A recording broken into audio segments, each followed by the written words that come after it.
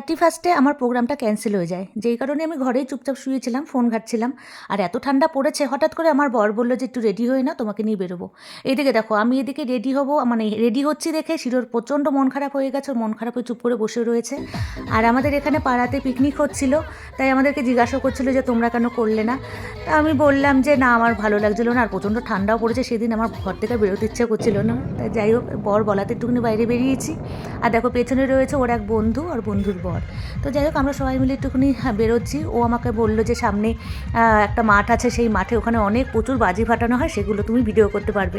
আর সেই আশাতেই যাওয়া। আর তারপরেই দেখো, এখানে ডিজে চলছে। বাপরে বাপ, ছেলে পেলে সেই নাচ, দেখেছো? তারপরে এখান থেকে ভিড়টা ঠেলে আমরা একটুখানি বেরিয়ে গেলাম। আমি বললাম, একটু তাড়াতাড়ি চালাও, কারণ তখন 12টা প্রায় বাজতে চলেছে।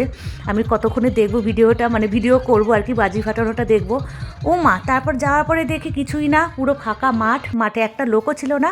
তারপর আমি আমার বান্ধবীর সাথে একটুখানি ফটো একটু তুলে নিলাম। তোলার পরে বরকে বললাম যে, তুমি কিছু খাবার নাও, খাবার নিয়ে আমরা বেরিয়ে যাই, কারণ সেদিন সত্যি কিন্তু খুব ঠান্ডা পড়েছিল, খুব। আমার মানে হাত পা প্রচণ্ড ঠান্ডা হয়ে গেছিলো। তো এই ভিডিওটা যদি ভালো লেগে থাকে তাহলে অবশ্যই একটা লাইক করে পাশে থেকো। Tata, bye bye.